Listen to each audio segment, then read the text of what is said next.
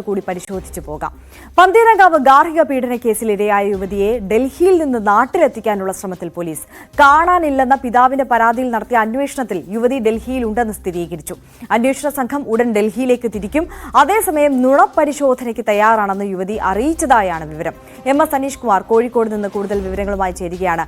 അനീഷ്, ഈ നമ്മുടെ നാടിനെ ഒന്നാകെ ആശയക്കുഴപ്പത്തിലാക്കിയ ഒരു വാർത്തയായിരുന്നു ഇത്.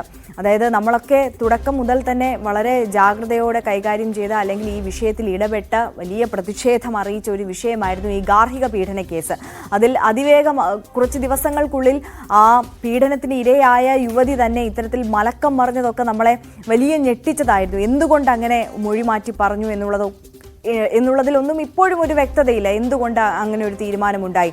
അതിനിടയിലാണ് ഈ പെൺകുട്ടിയെ കാണാനില്ലെന്നുള്ള പരാതി അച്ഛൻ നൽകുന്നു. എന്തായാലും ആ പെൺകുട്ടി ഡൽഹിയിലുണ്ട് എന്നുള്ളതാണ് ഏറ്റവും ഒടുവിൽ ലഭിക്കുന്ന വിവരം. എങ്ങനെ ഡൽഹിയിലെത്തി, എന്തിനാണ് അവിടേക്ക് മാറി താമസിച്ചത്, അവിടെ നിന്ന് ഇത്തരത്തിൽ സ്വന്തം കുടുംബത്തിനെതിരെ ഒക്കെ ഒരു വീഡിയോ എന്തിനു ചെയ്തു, തന്നെ പീഡിപ്പിച്ചു, ഗാർഹിക പീഡനത്തിന് ഇരയാക്കി എന്ന് പറയുന്ന ഭർത്താവിനെ സപ്പോർട്ട് ചെയ്തുകൊണ്ട് എന്തിന് രംഗത്തേക്ക് വന്നു എന്നുള്ള ചോദ്യമൊക്കെ മുന്നിൽ നിൽക്കുന്നു. എങ്ങനെയാണ് ഈ കേസുമായി ബന്ധപ്പെട്ടിട്ടുള്ള പുരോഗതി?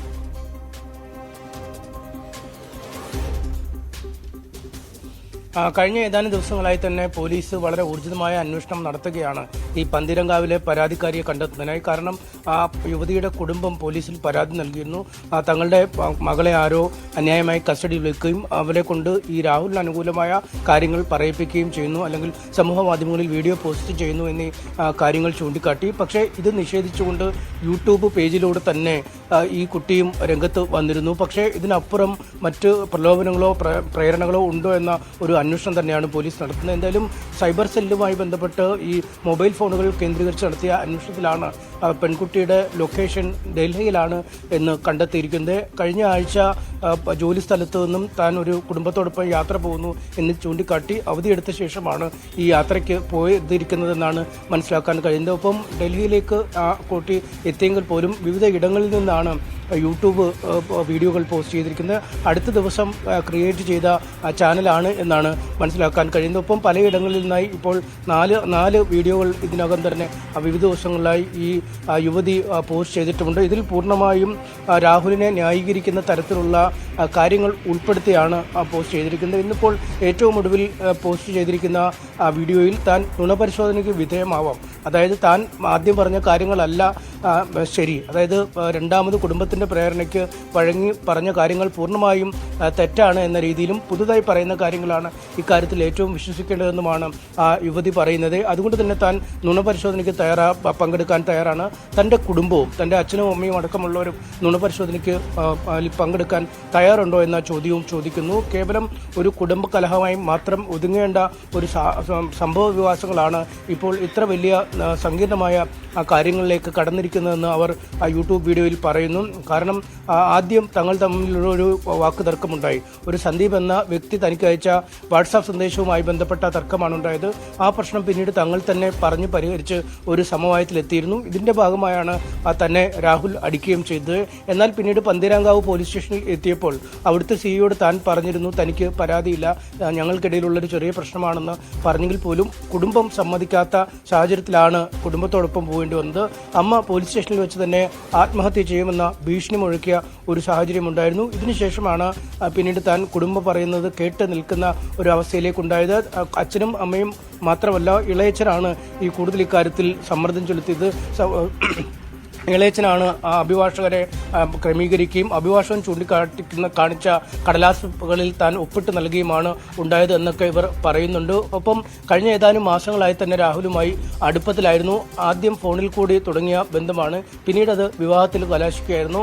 സാമ്പത്തിക സ്ഥിതി അങ്ങേയറ്റം മോശമായൊരു സാഹചര്യത്തിൽ കൂടിയാണ് തൻ്റെ കുടുംബം കടന്നുപോയത്. ആ സാഹചര്യത്തിൽ ഈ വിവാഹത്തിൻ്റെ ചെലവുകളും വസ്ത്രം വാങ്ങുന്ന അടക്കമുള്ള മുഴുവൻ ചെലവുകളും വഹിച്ചത് രാഹുലാണ് എന്നും ഇവർ പറയുന്നു. എന്തായാലും ഇപ്പോൾ രാഹുലിനോടൊപ്പം അല്ലെങ്കിൽ രാഹുൽ വിദേശത്താണെങ്കിലും രാഹുലിന്റെ ഭാഗത്താണ് ഈ കുട്ടി നിൽക്കുന്നത്. പൂർണ്ണമായും കുടുംബത്തിൽ നിന്നും അകന്നു കഴിയുന്നു. അമ്മയെ വിളിച്ച് താൻ സുരക്ഷിതയാണ് എന്ന കാര്യം കഴിഞ്ഞ ദിവസം തന്നെ അറിയിച്ചിരുന്നു. നേരിട്ട് വന്ന് ആളുകളുടെ മുന്നിലേക്ക് എത്താനുള്ള ഒരു സമ്മർദ്ദമുണ്ട്. ആ സമ്മർദ്ദം മൂലമാണ് താൻ പുറത്തേക്ക് ഇപ്പോൾ വരാത്തത്. കോടതി ഇടപെട്ട് തന്റെ ആദ്യത്തെ മൊഴി മാറ്റി ഒരു പുതിയ മൊഴി, സത്യസന്ധമായ കാര്യങ്ങൾ പറയുന്നതിനുള്ളൊരു അവസരം ഒരിക്കൽ കൂടി ഒരുക്കണമെന്നും ഇവർ ആവശ്യപ്പെടുന്നു. ഒപ്പം നേരത്തെ തന്നെ രാഹുൽ ഈ നിലവിലെ എഫ്ഐആറുകൾ റദ്ദാക്കണമെന്ന് ആവശ്യപ്പെട്ട് ഹൈക്കോടതിയിൽ ഹർജി നൽകിയിട്ടുണ്ട്. അതിൽ ഈ പരാതിക്കാരിയുടെ സത്യവാങ്മൂലം ഉൾപ്പെടെ ചേർത്താണ് നൽകിയിരിക്കുന്നത്. ഇത്തരമൊരു സാഹചര്യത്തിൽ ആ കേസിൽ എന്തെങ്കിലും പുരോഗതി ഉണ്ടാകുമോ എന്ന കാര്യവും ഇവർ ഉറ്റുനോക്കിക്കൊണ്ടിരിക്കുന്നു. ഒരുപക്ഷെ അതിനുശേഷമാവും കോടതിയിൽ ഹാജരാവുകയോ അന്വേഷണ സംഘത്തിന് മുമ്പാകെ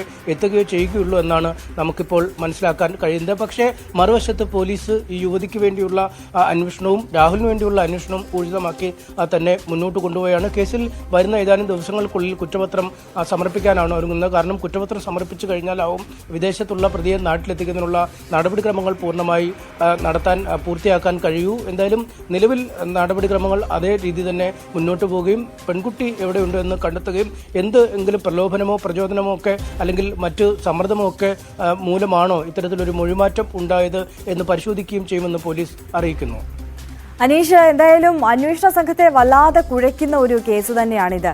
അനീഷ്, നമ്മൾ ഈ പെൺകുട്ടി പറയുന്ന കാര്യങ്ങൾ പരിശോധിക്കുകയാണെന്നുണ്ടെങ്കിൽ നേരത്തെ വീട്ടുകാരുടെ സമ്മർദ്ദത്തിന് വഴങ്ങിയാണ് ഇത്തരത്തിൽ സ്ത്രീധന പീഡനം നടന്നു എന്നുള്ളതൊക്കെ പറഞ്ഞതെങ്കിൽ പോലും ഓക്കെ, അത് അവിടെ നടന്നിട്ടില്ല എങ്കിൽ പോലും ഈ പെൺകുട്ടിയുടെ ഭാഗത്ത് ശരീരത്തിൽ നമ്മൾ കണ്ട പാടുകളുണ്ട്, മർദ്ദനമേറ്റ പാടുകളുണ്ട്. അത് ഡോക്ടർ സാക്ഷ്യം വഹിച്ചതാണ്. മാധ്യമങ്ങൾക്ക് മുമ്പിൽ അതിൻ്റെ ചിത്രങ്ങളും വീഡിയോകളും ഒക്കെ വന്നതാണ്. നമ്മൾ ഉൾപ്പെടെ ന്യൂസ് 18 ഉൾപ്പെടെയുള്ള മാധ്യമങ്ങൾ ആ പെൺകുട്ടിയെ നേരിട്ട് പോയി കണ്ടതാണ്, ബൈറ്റ് എടുത്തതാണ്, പ്രതികരണം എടുത്തതാണ്. അപ്പോഴൊക്കെയും ആ മുറിവുകളും പാടുകളും ഒക്കെ അവിടെ ഉണ്ടായിരുന്നു. അപ്പോൾ മർദ്ദനം നടന്നിട്ടുണ്ട് എന്നുള്ളതിൽ തർക്കമൊന്നുമില്ല. പക്ഷേ ആ മർദ്ദനം ഒന്നും ആ കുട്ടി അത്തരത്തിൽ കാര്യമായി എടുക്കുന്നില്ല എന്നുള്ളതാണ്. അത് ഒരു സാധാരണ ഒരു കുടുംബ കലഹമായി മാത്രം അതിനെ പരിഗണിക്കാനാണ് ഇപ്പോൾ ആ കുട്ടി മനസ്സ് കാണിക്കുന്നത് എന്നുള്ളതാണ് ഇതിലെ ഏറ്റവും വിചിത്രമായ കാര്യം. അവിടെ എന്ത് നടന്നു, എന്താണ് അതിന് പിന്നിലുള്ള ഒരു കാര്യം? വീട്ടുകാരുടെ സമ്മർദ്ദത്തിന് മാത്രം വഴങ്ങിയാണോ നേരത്തെ അത്തരത്തിലൊരു പരാതി പെട്ടത്, മാധ്യമങ്ങൾക്ക് മുമ്പിലെത്തി അത്തരത്തിലുള്ള കാര്യങ്ങളൊക്കെ പറഞ്ഞത് എന്നുള്ള സംശയം അവിടെ അവശേഷിക്കുകയാണ്. പോലീസിന് എന്താണ് ഈ ഒരു വിഷയത്തിൽ ഈ ഒരു ഘട്ടത്തിൽ പറയാനുള്ളത്? നേരത്തെ ഈ വെളിപ്പെടുത്തലുമായിട്ട് ഈ പെൺകുട്ടി വരുന്ന സമയത്ത് ഒരു വീഡിയോയ്ക്ക് അകത്തിൽ CAക്ക് അനുകൂലമായിട്ടുള്ള കാര്യങ്ങൾ കൂടി പരാമർശിക്കുന്നുണ്ടായിരുന്നു ഈ പെൺകുട്ടി. അപ്പോൾ പോലീസ് എന്താണ് ഈ ഒരു ഘട്ടത്തിൽ മനസ്സിലാക്കുന്നത് ഈ കേസുമായി ബന്ധപ്പെട്ട്? അവരുടെ ഒരു അനുമാനം എന്താണ്?